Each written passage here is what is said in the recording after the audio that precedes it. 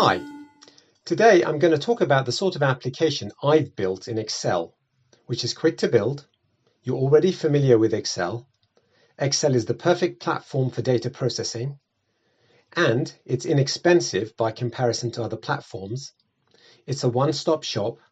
You don't need to connect it to a bunch of other software, and you don't need to pay subscription charges to those platforms.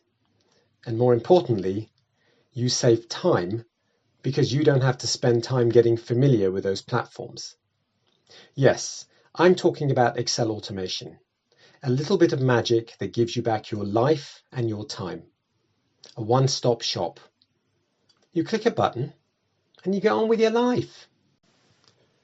Okay, so I'm going to talk you through this model, this application.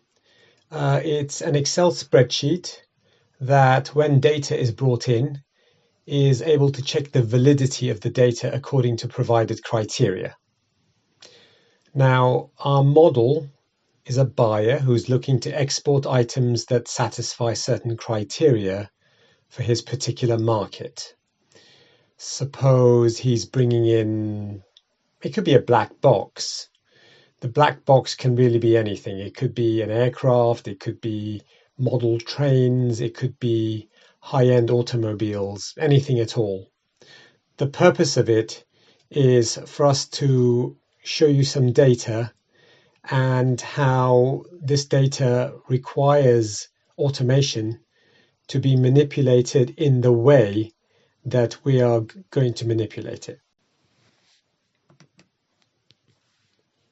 Okay, so as you see, we have the data. It spans a certain distance, a certain width, and it means that we can't see all of it on the page because it goes through to column X.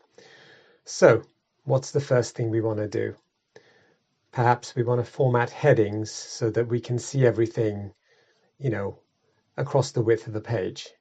And hey presto, now we can see everything across the width of the page. Now, this data is not very attractive in that the presentation of it doesn't look very good. So what I've done is given the user the option to break it up a little bit. So, we can decide it could be every 7 rows, that it sort of shades every 3 rows, whatever really. It could be every 5 rows.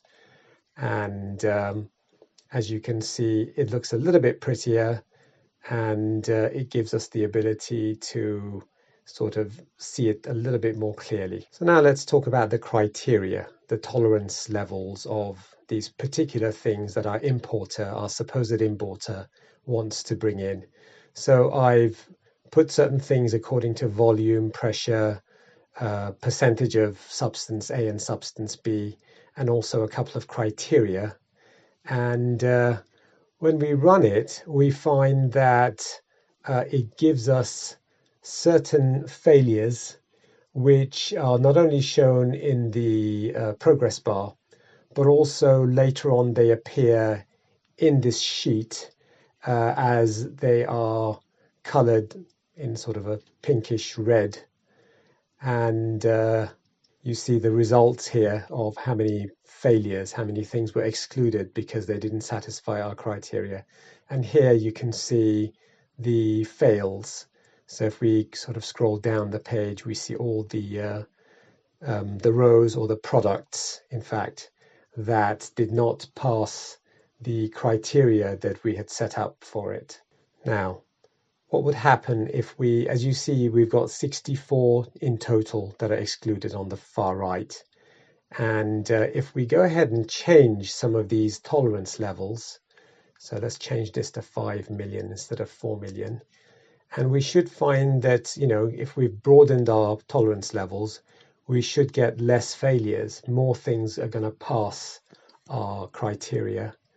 And so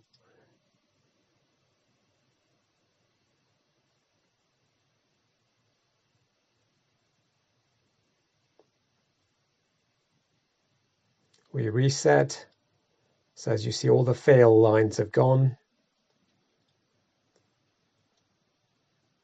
And now we're going to run the quality check according to the new criteria.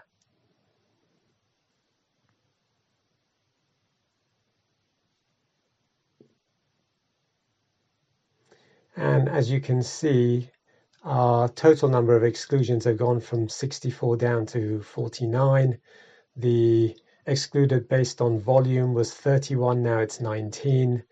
And the substance A percentage exclusions were, I believe, 18, and now they've gone to 15. So we did improve.